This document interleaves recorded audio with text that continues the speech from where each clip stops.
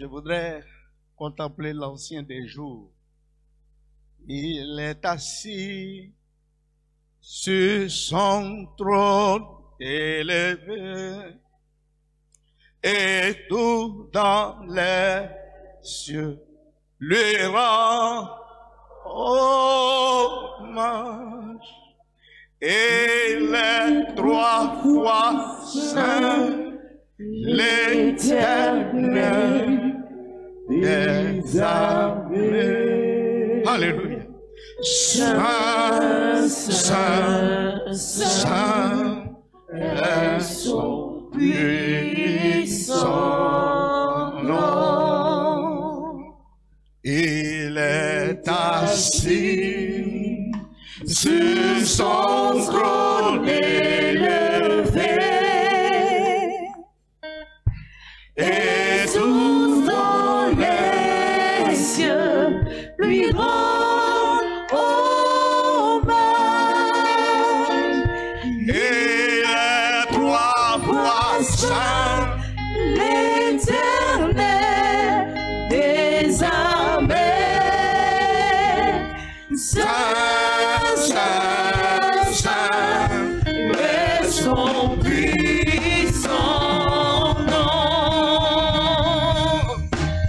Il est assis sur son trône élevé et tout dans les cieux le rend hommage. Il est trois fois saint, l'Éternel des armées. Alléluia. Saint, Saint, Saint est son puissant nom. Saint, Saint, Saint, Saint, Saint,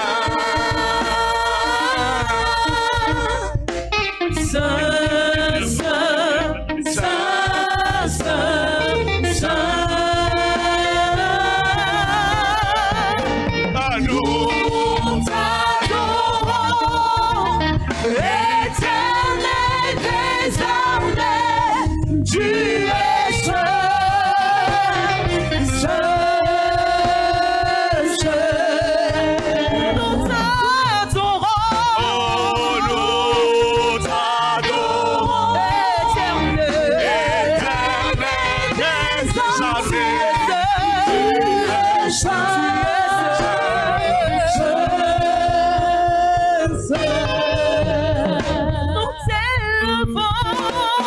nous t'élevons, Éternel des armées, tu es saint, saint, saint. Alléluia. Alléluia. Que son nom soit béni. Merci pour l'honneur qui m'est fait. Je remercie le pasteur principal, mon cher petit frère. Je remercie son épouse. Et je remercie tout le corps pastoral, tout le conseil et toute cette assemblée. Merci de m'inviter. Et comme cela a été dit,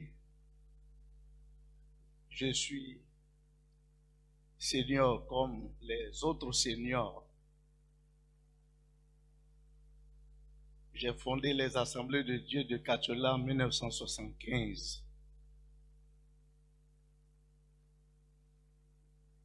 Et j'ai remis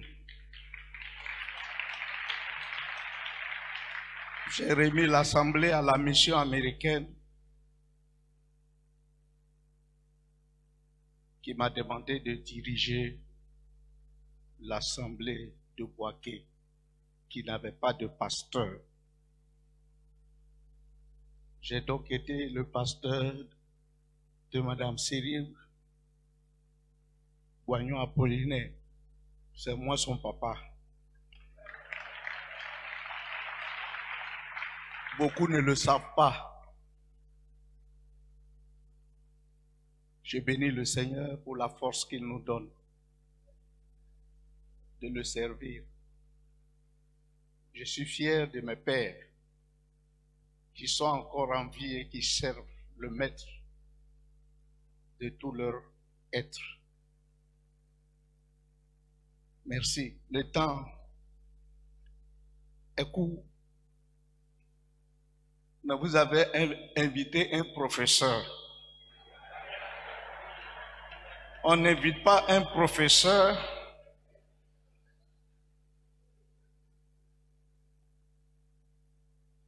pour 30 minutes. Ce n'est pas possible. C'est ici que j'ai découvert les 30 minutes. Parce que voilà, le thème qui est donné, la gestion du temps et du stress chez le Seigneur dans sa marche avec le Seigneur. Je dois exposer là-dessus.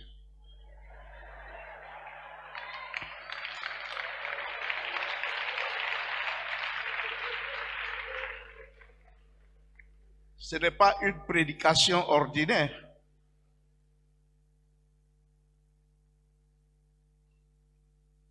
L'importance de la gestion du temps pour l'humanité est d'une préoccupation capitale pour notre Créateur. C'est la raison pour laquelle le psalmiste disait au chapitre 90 du psautier, c'est-à-dire du livre des psaumes, verset 12. Donc psaume 90, verset 12. Enseigne-nous à bien compter nos jours, afin que nous appliquions notre cœur à la sagesse. Job également reconnaissait la limitation de vie que Dieu a imposée aux êtres humains en affirmant ceci au chapitre 14 de son livre, verset 5. Si ces jours sont fixés, si tu as compté ces mois,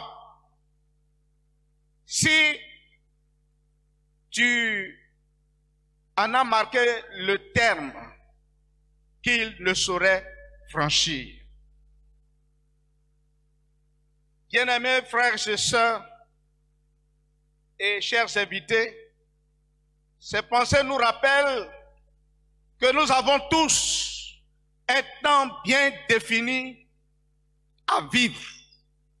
C'est le chronos. Un temps bien défini.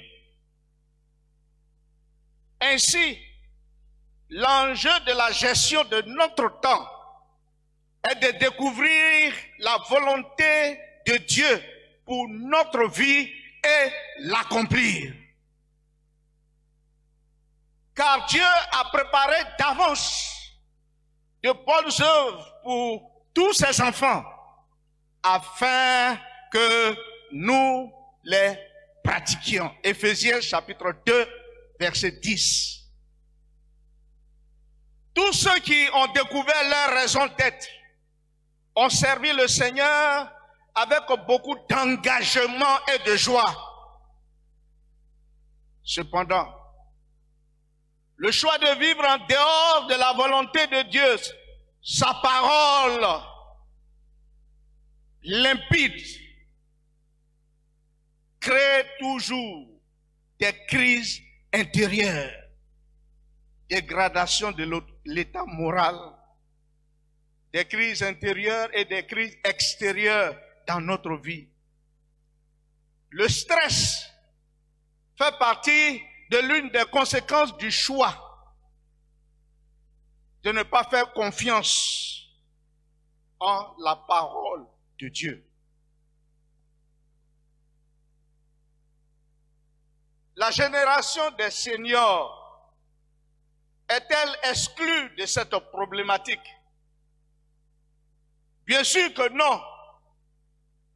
c'est plutôt elle qui, pour son âge plus avancé, devrait mieux travailler à accomplir le plan de Dieu pour une vie mieux épanouie. Comment pouvons-nous comprendre le temps pour mieux le racheter? Comment vivre libre du stress? Y a-t-il des hommes qui ont servi le Seigneur dans la paix et la joie jusqu'à leur vieux jour, jusque dans leur vieux jour? Mon premier point, comprendre le temps pour mieux le gérer, pour mieux le racheter. Le don le plus commun que Dieu ait donné à tout humain, c'est le temps.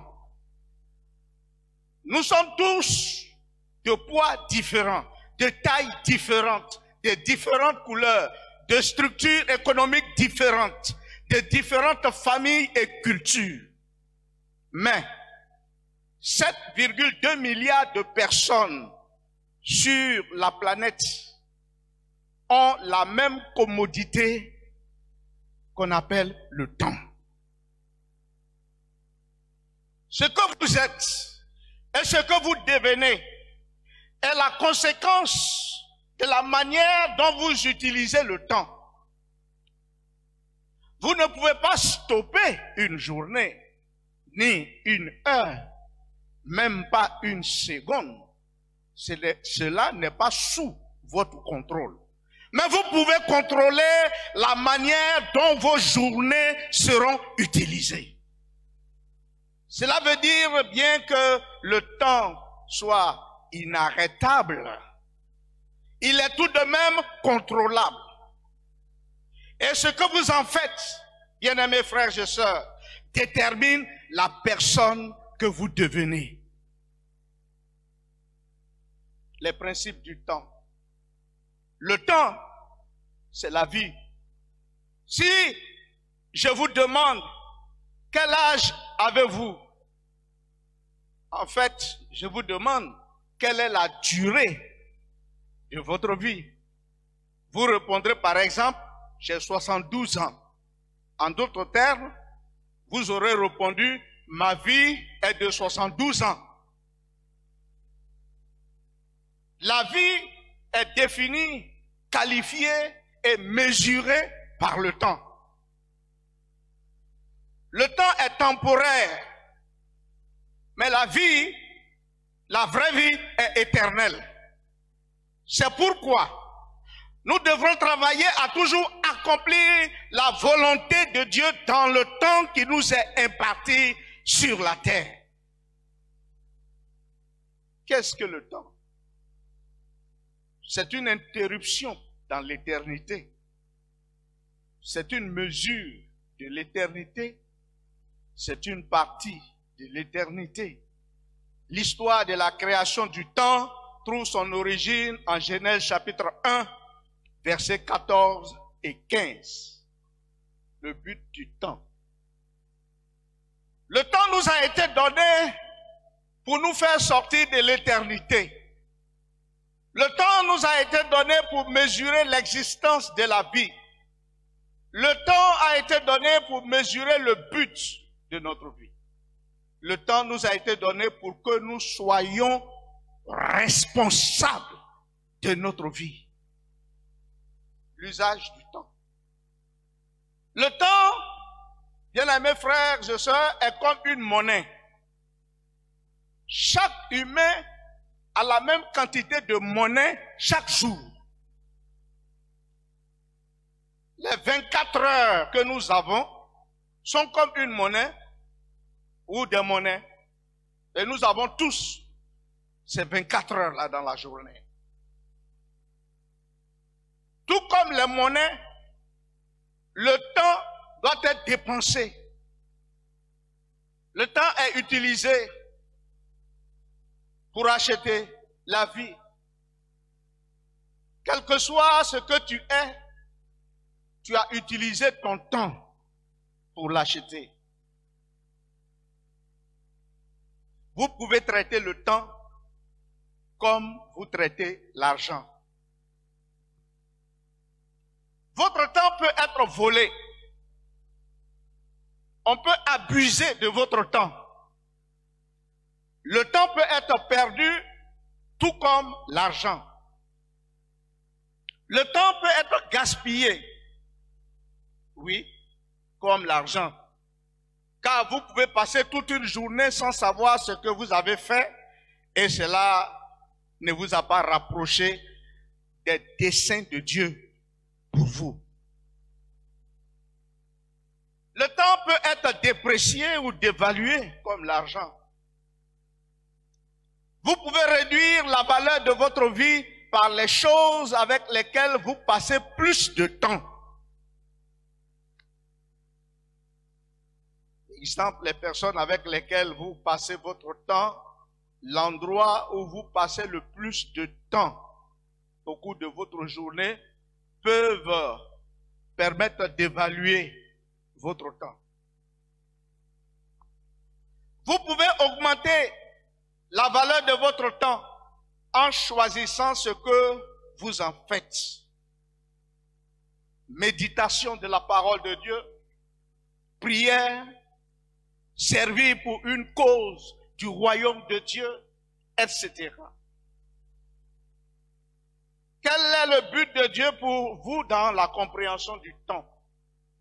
Dieu désire que vous et moi nous rachetions le temps en nous en servant correctement pour la cause, pour les desseins du Seigneur concernant notre vie. Dieu désire que vous rendiez utile chaque jour qu'il vous accorde de vivre. Que chaque jour soit utile. Il désire que vous tiriez le meilleur de chaque occasion qu'il vous accorde pour le servir. Et ici, nous pouvons parler d'un temps précis, des occasions. Dieu désire que nous prenions conscience que nous sommes pleinement responsables de ce que nous devenons selon l'usage que nous faisons du temps. C'est pourquoi il serait bien utile et nécessaire que nous nous en servions correctement pour la seule gloire de Dieu. C'est bien dommage que des enfants de Dieu accomplissent dans le temps que Dieu leur accorde une volonté autre que celle de leur Créateur, provoquant ainsi des crises dans leur vie qui aboutissent à une vie de stress, d'où le point suivant. Ici, je voudrais faire une incise, ouvrir une parenthèse pour dire que le monde évangélique a dévié. Le monde évangélique a dévié par rapport à des vérités bibliques importantes. L'évangile, ou si vous préférez le christianisme, ce n'est pas l'épanouissement personnel. Je répète, l'évangile n'est pas l'épanouissement personnel.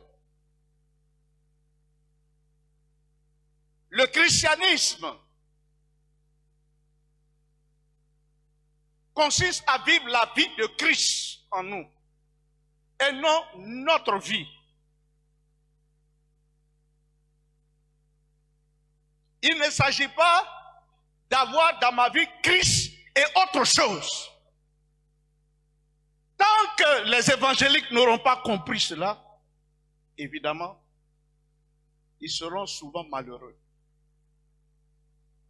Parce qu'ils seront en train de chercher leurs propres ambitions, alors que nous sommes sauvés pour servir, pour accomplir les desseins de Dieu et non nos desseins.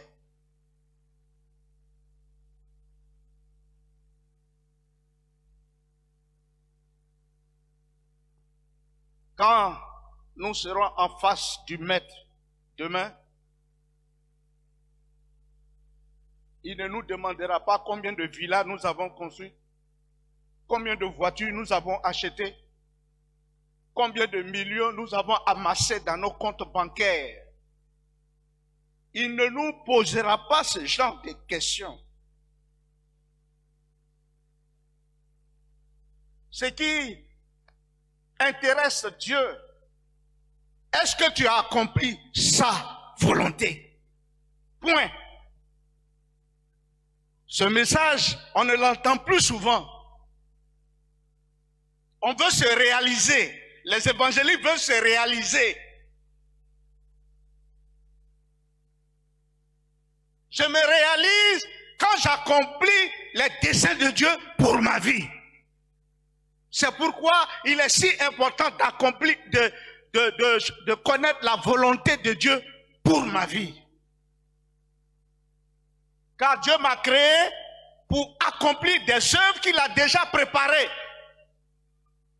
C'est pas moi qui vais inventer ces œuvres. Il les a déjà préparées d'avance, nous dit l'Écriture. D'où l'importance de la communion avec le Seigneur, d'entretenir cette communion chaque jour. Comme le temps est court, je développerai cela si le Seigneur m'en donne l'occasion. Parce qu'il y a beaucoup de choses à dire. Je ferme la parenthèse. Deuxièmement, comment donc choisir de vivre libre du stress? Vous sentez-vous dépassé, bombardé par les exigences, des responsabilités et des échéances multiples, assaillis par les multiples factures à payer, les paiements différés à régler, les problèmes de santé à vaincre, les enfants en difficulté qui réclament en permanence votre attention immédiate et les tonnes de courriels et de textos en attente? Toutes ces nécessités vous interpellent en hurlant votre nom. Le souffle coupé, vous pensez à toutes ces questions restées en suspens ou incompréhensibles. Que faut-il faire? Quelles devraient être les priorités? Qui ai-je oublié d'appeler? Où dois-je me rendre? Quelle est la date limite? Votre liste de tâches à accomplir vous étire dans 5 directions différentes en même temps. La nuit venue, il est difficile de stopper le tourbillon de vos préoccupations. Le sommeil vous échappe. Et lorsque vous vous endormez, enfin, l'angoisse vous réveille à maintes reprises, le cœur palpitant. Croyez-moi, je le comprends. Car ma qualité de serviteur de Dieu, d'esclave de Jésus-Christ, m'amène constamment à être confronté à des pressions de l'église locale.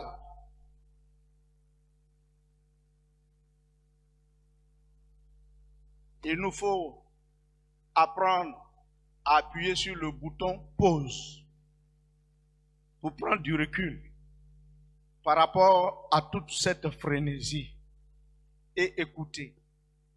Écoutez le bruit des vagues qui embrassent doucement le rivage. Écoutez le bruit de la pluie qui fait vibrer la cime des arbres. Plus encore, nous devons faire une pause et écouter les paroles éternelles de celui qui nous aime et qui nous a sauvés, de celui à qui nous appartenons, de celui à qui nous devons tout, à qui nous devons le souffle de vie, à qui nous devons notre travail, à qui nous devons notre épouse, à qui nous devons nos enfants, etc. Abandonnez ce que vous tenez ferme. Apprendre à lâcher prise. Êtes-vous capable de croire que la réponse à tous vos problèmes se trouve dans le fait de laisser partir? Non. Laisser aller vos soucis, ce n'est pas un acte irresponsable. en fait, les libérer entre les mains du Tout-Puissant, entre les mains de celui qui a créé l'univers, est la meilleure chose à faire.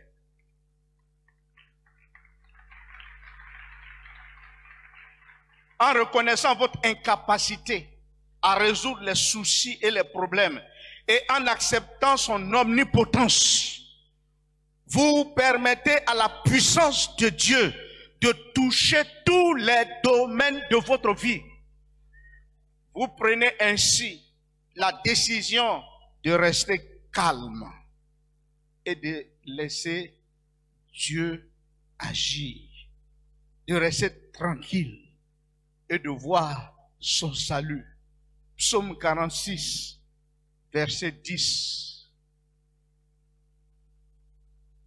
Exode 14, 13. Lorsque vous abandonnez ce que vous tenez ferme, vous dites en fait, Seigneur Jésus, je mets ma foi en toi pour que toi, tu prennes le relais et que tu t'occupes de cette situation.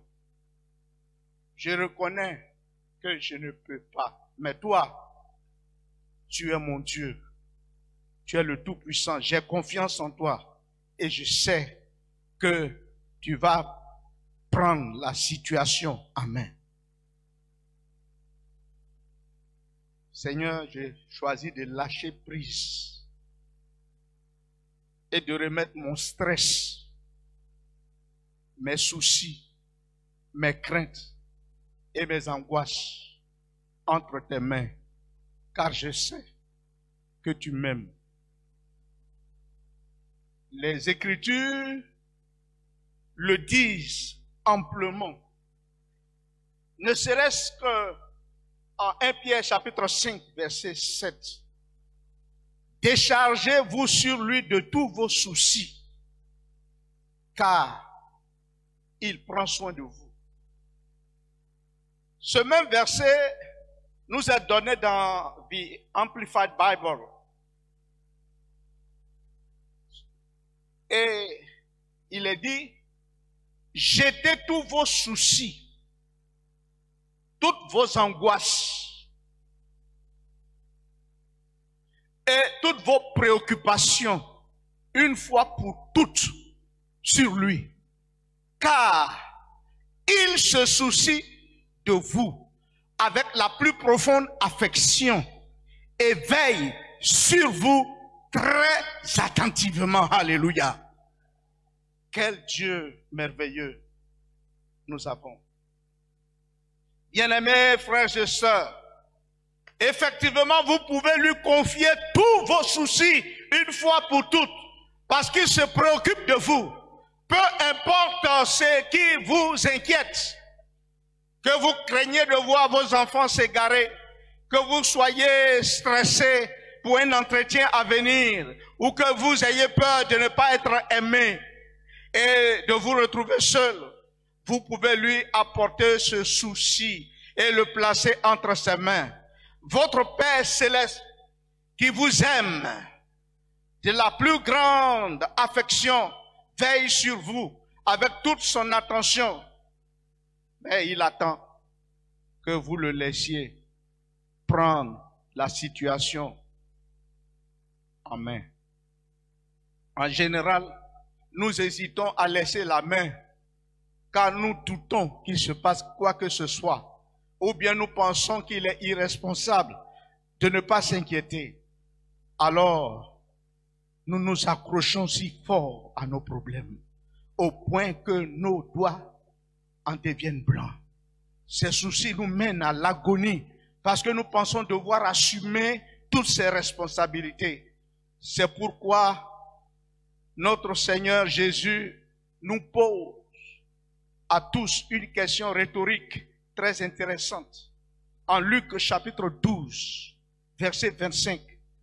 D'ailleurs, qui de vous peut, à force d'inquiétude, prolonger son existence, ne serait-ce que de quelques instants? Au regard de Dieu, toutes les inquiétudes sont insensées et vaines.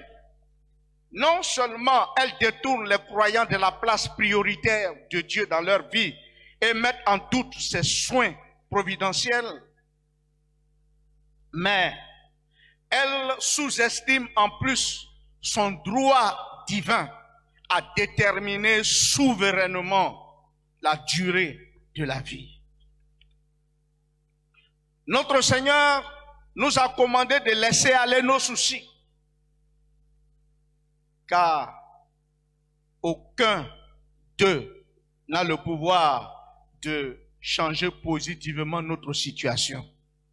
Aucune inquiétude ne peut prolonger notre vie. En fait, les soucis et le stress ont la capacité de nous nuire et abréger notre vie. Selon les chercheurs de la clinique Mayo, qui est l'un des meilleurs grands groupes de santé au monde, le stress chronique nous expose à un risque accru de nombreux problèmes de santé, notamment les troubles anxieux, la dépression, les problèmes digestifs, les maux de tête, les problèmes cardiovasculaires, l'hypertension artérielle, les troubles du sommeil, la prise de poids et les troubles de la mémoire et de la concentration. Si vous souffrez de ces symptômes à cause du stress, c'est que vous ne vivez pas la vie abondante que le Christ Jésus est venu nous offrir. Jean chapitre 10, verset 10. Dieu ne veut pas que vous vous contentiez d'un mince filet de vie. Il veut que vous ayez une vie abondance. Et dans Jean chapitre 10, verset 10, le texte grec nous parle d'une vie en surabondance. Pas simplement une vie en abondance, mais une vie en surabondance. Donc, Dieu veut le meilleur pour chacun de ses enfants. Courbés sous le poids des soucis, combattre la fatigue chronique ou lutter contre le stress constamment, ce n'est pas vivre la vie abondante qu'il vous a offerte. Jésus-Christ vous aime à tel point qu'il veut que vous lui confiez tous vos soucis. Il veut que vous meniez une vie sans tourment, et cela est possible. Entrez dans le repos de votre Père céleste. Le terme « entrer dans le repos » fait référence à la paix de Dieu laissée à ses enfants ici-bas. Comment est-ce possible? Comment peut-on entrer dans le repos? Cela dépend de vous, en vérité. C'est un choix qui dépend de vous, chères sœurs et chers frères. Vous pouvez choisir de ne pas penser tous les jours à la situation difficile de votre fils qui fait une crise d'adolescence, vous causant angoisse et stress. Jésus a adressé cette invitation non pas seulement aux incroyants, mais également à tous les croyants, donc à tous ses disciples. Je cite Matthieu chapitre 11, verset 28.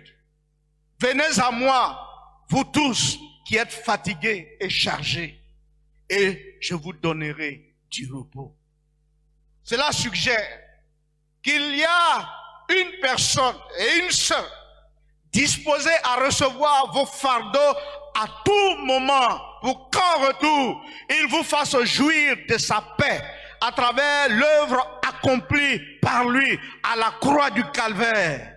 Hébreux chapitre 10, verset 4. En d'autres termes, vous devez croire que la paix de Dieu vous appartient pour pouvoir la recevoir effectivement afin que vos angoisses se dissipent. Ne vous inquiétez de rien, mais en toutes choses, faites connaître vos besoins à Dieu par des prières et des supplications avec des actions de grâce.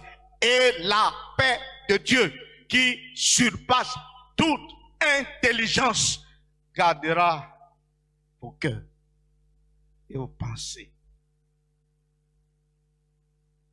Oui,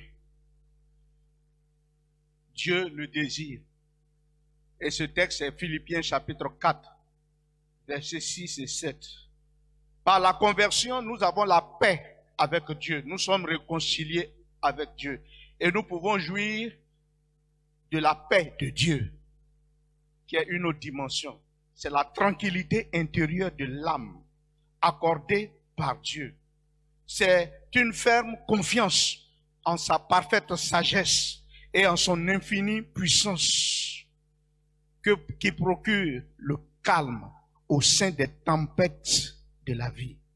Voici ce que le prophète Ésaïe a écrit au sujet de cette paix surnaturelle. À celui qui est ferme dans ses sentiments, tu assures la paix, parce qu'il se confie en toi. Ésaïe chapitre 26, verset 3.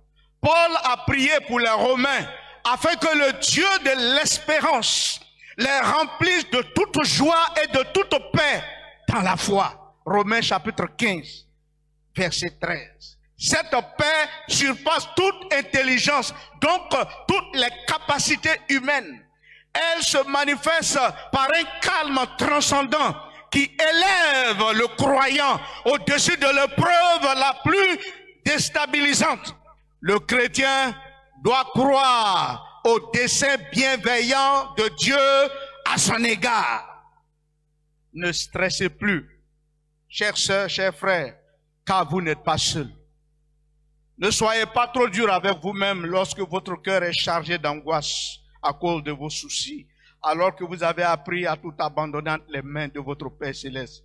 Vivre une vie de lâcher prise est un parcours quotidien de la foi. Chaque jour, une bataille se livre dans les pensées, ne serait-ce qu'à cause de multiples défis qui arrivent avec les nouveaux problèmes qui se présentent dans divers domaines. Mais que vous soyez confronté à un problème médical grave, à une crise familiale ou au contexte frustrant de votre vieillesse, vous avez le choix. Soit laissez s'emballer, vous stressez en imaginant les pires scénarios et donc vous accrochez à vos soucis de toutes vos forces, soit vous jetez dans le fleuve de la foi et vivre en abandonnant tout entre les mains du Créateur. Si en ce moment, vous campez dans le quartier du désespoir, permettez-moi de partager ce psaume avec vous. Psaume 61, versets 2, 3 et 4. Du bout de la terre, je crie à toi, le cœur abattu. Conduis-moi sur le rocher que je ne puis atteindre, car tu es moi un refuge. Tu es pour moi un refuge. Tu es pour moi une tour forte en face de l'ennemi.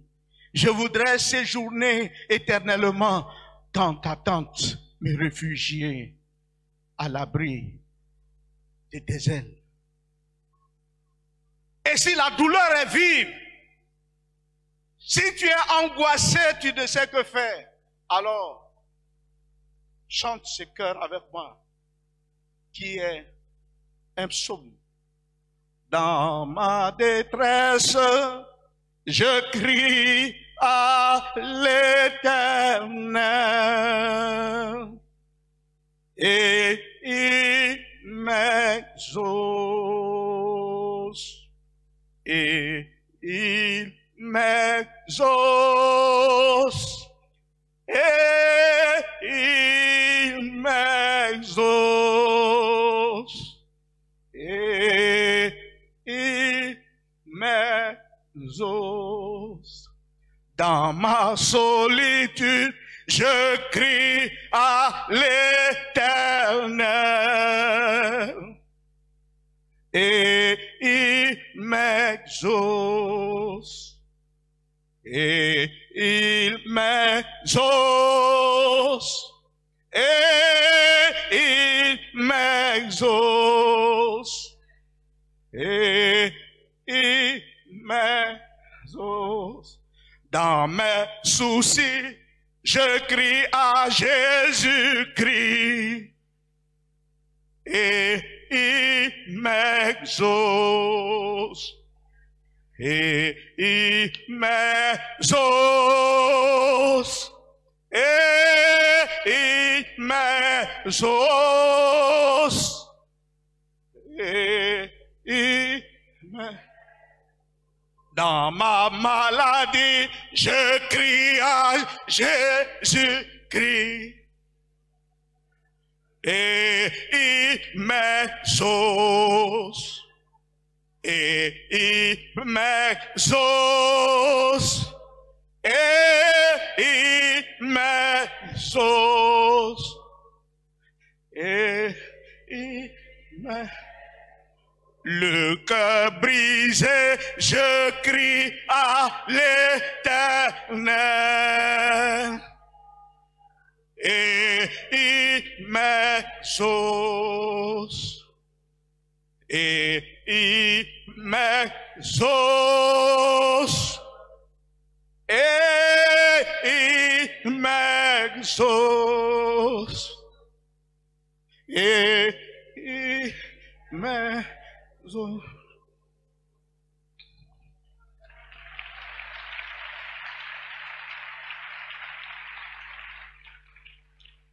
Quand tout s'écroule autour de vous, sachez qu'il existe un rocher inébranlable qui est plus grand que vous. Son nom est Jésus-Christ. Son amour éternel envers vous ne faiblira jamais. Il est la tour forte vers laquelle vous pouvez courir lorsque vos ennemis vous enserrent. À l'abri de ses ailes, vous pouvez vous reposer en toute sécurité. Sachez que Dieu sait vos soucis. Il sait toutes choses. Il n'ignore pas ce par quoi vous passez. Il connaît toutes vos souffrances. Et c'est lui qui s'en occupe. C'est lui qui va s'en occuper.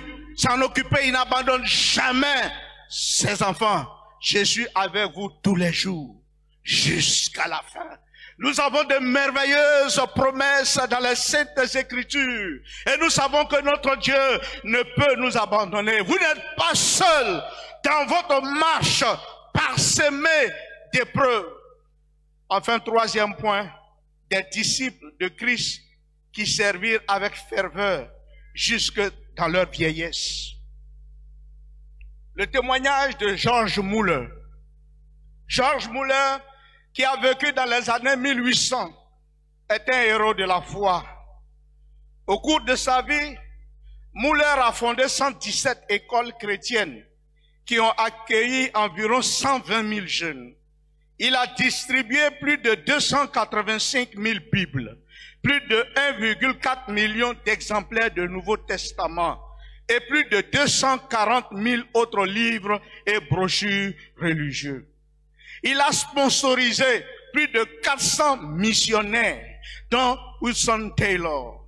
En 1875, à l'âge de 70 ans, une nouvelle étape s'est ouverte dans sa vie.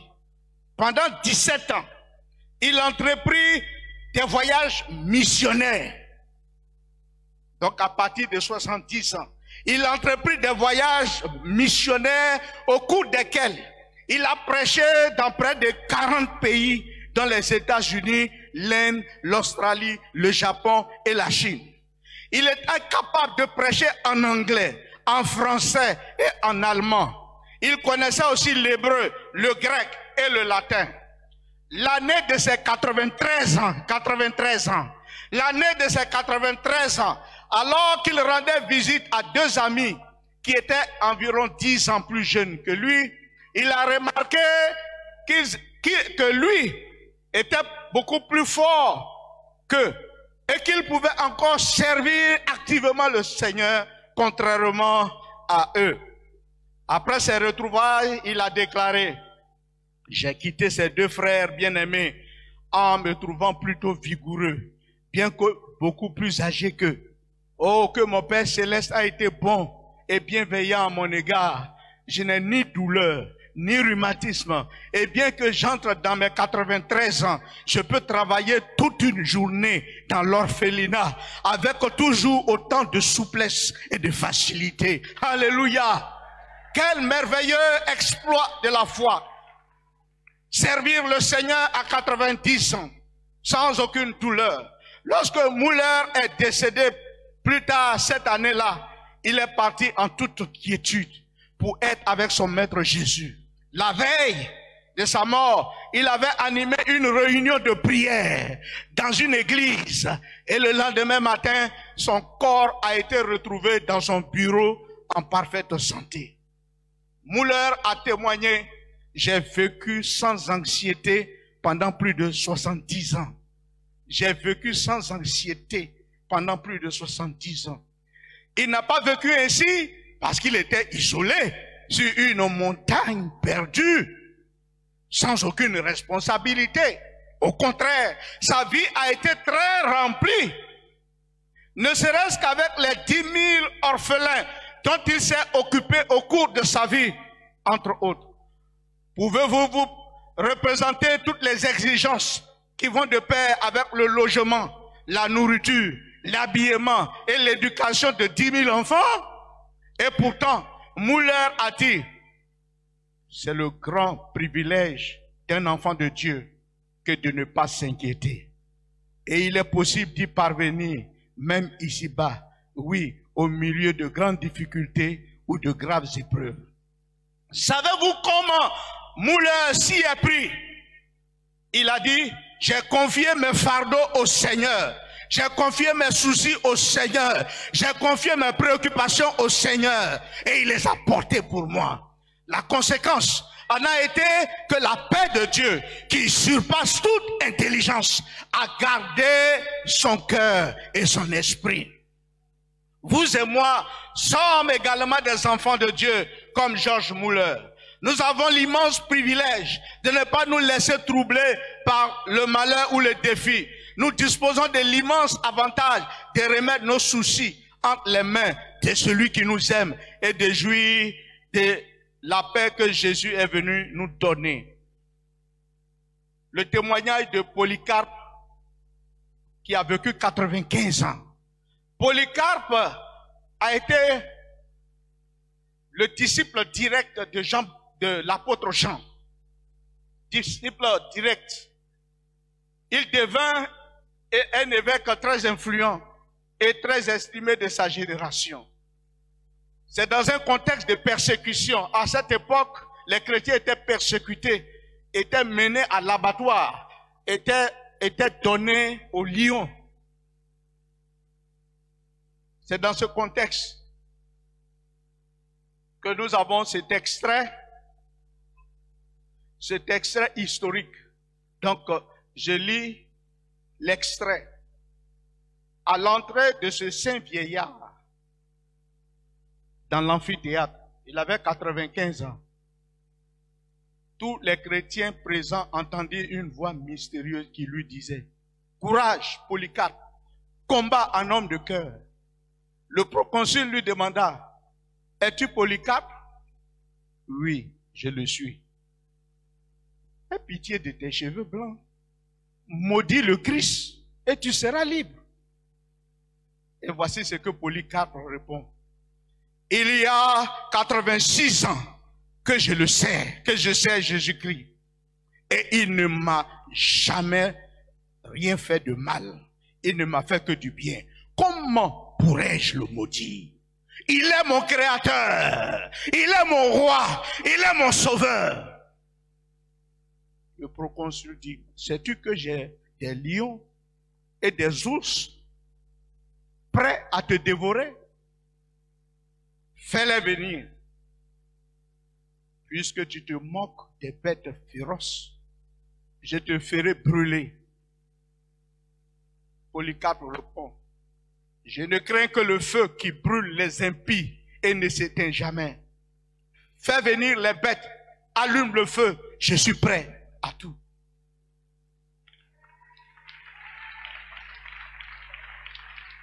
De toutes parts, dans l'amphithéâtre, la foule sanguinaire s'écrie: il est digne de mort.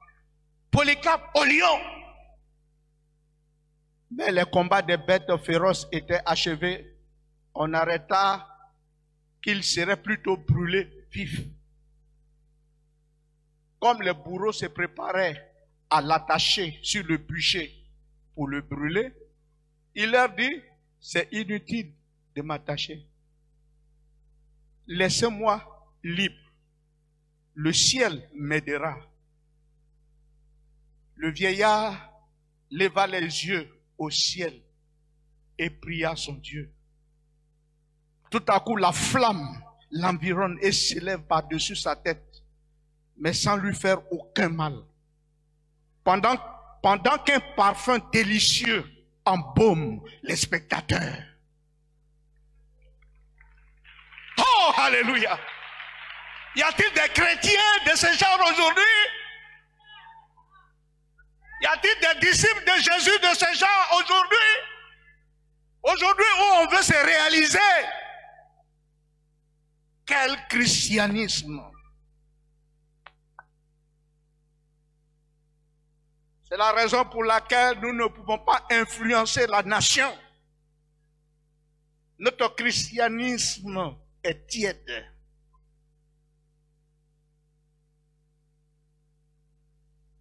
Nous avons besoin d'un véritable réveil. Nous avons besoin de nous attacher un peu plus au Seigneur.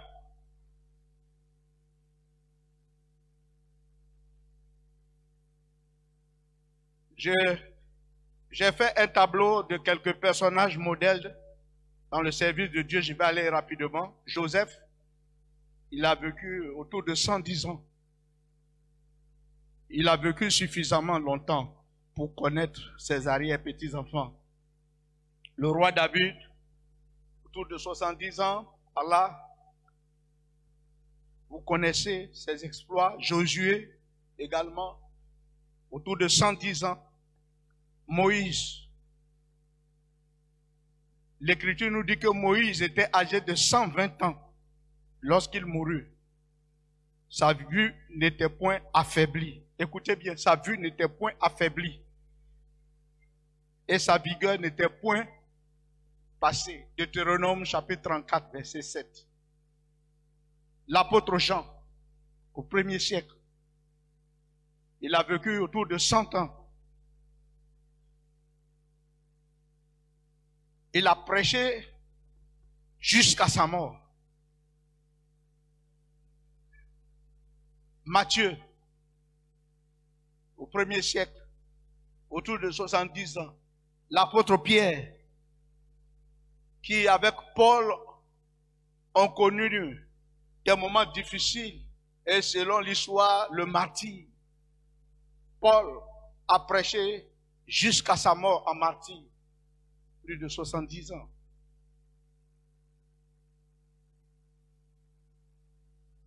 Et Paul pouvait dire, ce n'est plus moi qui vis, mais c'est Christ qui vit en moi. Je ne fais plus aucun cas de ma vie. Je n'entends pas ce genre de langage chez les évangéliques. Je ne fais plus aucun cas de ma vie. Paul dit, je ne fais plus aucun cas de ma vie. Donc vous voyez, les soucis, les préoccupations, ce n'était pas son affaire. Son affaire, c'était de faire la volonté du Maître, quelles que fussent les souffrances. Que sont les souffrances par rapport à la gloire à venir? Nous n'avons pas les yeux fixés sur l'éternité future, sur les couronnes à venir. Aujourd'hui, on ne pense pas au retour de Christ.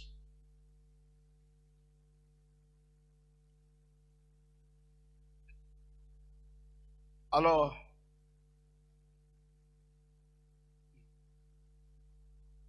je ne vais pas abuser. Ça va? Vous savez,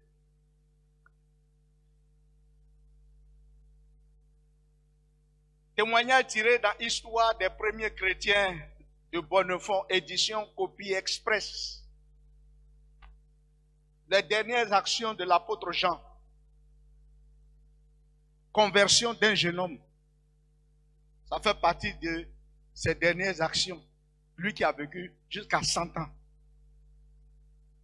Conversion d'un jeune homme. Après la mort de Domitien, l'apôtre Jean revint à Éphèse et il passa le reste de sa vie dirigeant de là toutes les églises de l'Asie. Il était alors âgé de 90 ans. Et malgré son grand âge, il parcourait les provinces voisines, tantôt pour y consacrer des pasteurs, tantôt pour y fonder des églises nouvelles, ou y rétablir l'ordre quand il était troublé. C'est à un de ses voyages apostoliques que se rapporte le fait suivant. Étant arrivé dans une ville non éloignée d'Éphèse, il remarqua dans le rassemblement des frères un jeune homme d'une grande taille et beau de figure. L'apôtre Jean, en le voyant, le prit en affection et s'adressa au pasteur. Il lui dit devant toute l'assemblée, « Pasteur, je te recommande ce jeune homme. Je le confie à tes soins. Je te le recommande en présence de l'église de Jésus-Christ. » Le pasteur s'acquitta d'abord consciencieusement de sa tâche. Il prit le jeune homme dans sa maison, l'instruisit et enfin lui administra le baptême. Malheureusement, après l'avoir baptisé, le pasteur crut n'avoir plus rien à craindre. Il se relâcha peu à peu de son ancienne vigilance et lui donna plus de liberté. Le jeune homme en abusa. Il eut l'imprudence de se lier avec quelques mauvais sujets de son âge qui corrompirent son cœur et l'entraînèrent dans les plus tristes excès. Il alla même plus loin que ses compagnons de désordre. Il devint le chef des voleurs. L'apôtre Jean à la recherche du jeune brigand. Quelques années après, nous dit le texte, l'apôtre Jean revint dans cette église pour quelque affaire et demanda compte au pasteur du dépôt qu'il lui avait confié. Le pasteur fut d'abord surpris croyant qu'il lui demandait un dépôt d'argent. L'apôtre Jean, l'apôtre s'explique, je parle de ce jeune homme que je t'avais confié, de l'âme de ton frère. Le pasteur lui dit, il est mort, en baissant les yeux. Comment? Reprit l'apôtre Jean. Et de quelle mort? Il est mort à Dieu, ajouta le pasteur. Il s'est chargé de péché, il s'est perdu. Il s'est emparé d'une montagne où il demeure avec une troupe de scélérats comme lui. À cette nouvelle, l'apôtre Jean déchire ses vêtements et se frappe la tête en gémissant. À quel gardien ai-je laissé l'âme de mon frère? Que l'on me donne un cheval et un guide. Il est âgé, hein? Il dit que l'on me donne un cheval et un guide. Il sort de l'église et se rend au lieu où étaient les voleurs sur la montagne. Leurs sentinelles l'arrêtent et le conduisent à leur chef. Mais à peine le jeune homme a-t-il aperçu l'apôtre Jean qu'il l'a reconnu.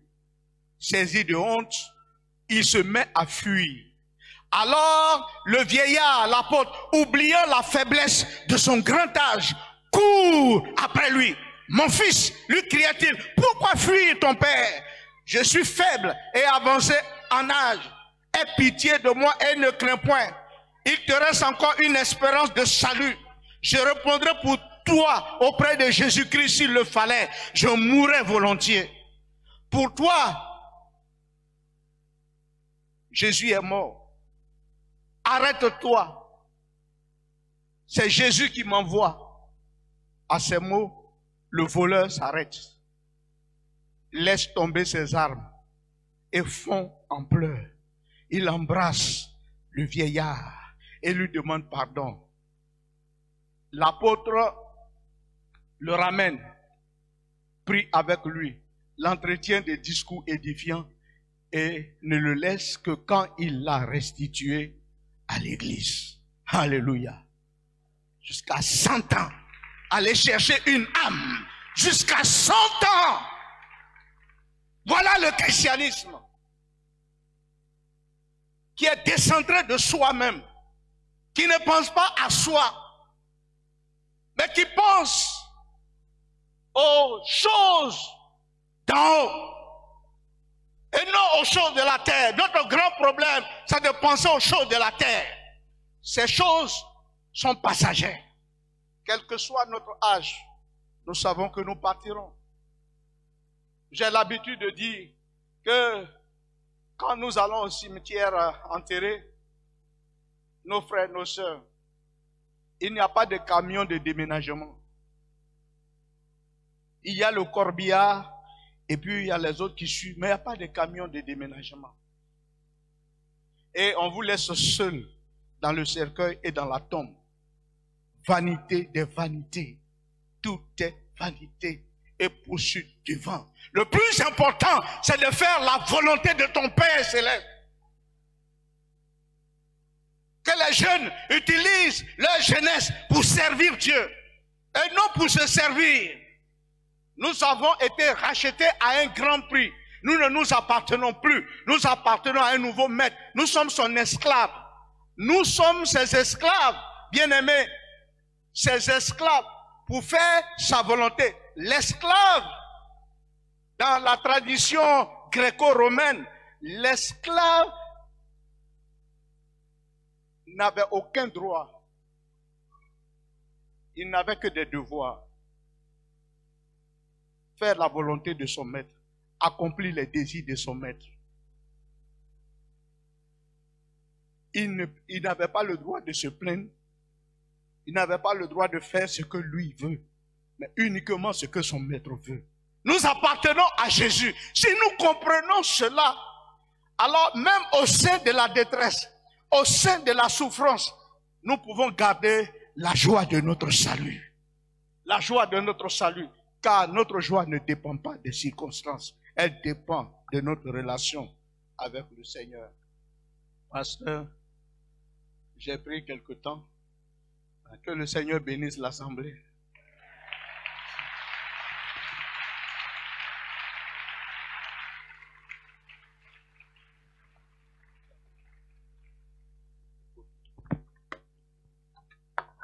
Gloire à Dieu. Vous êtes bénis, tenez-vous debout. Nous allons acclamer fort le Seigneur, s'il vous plaît.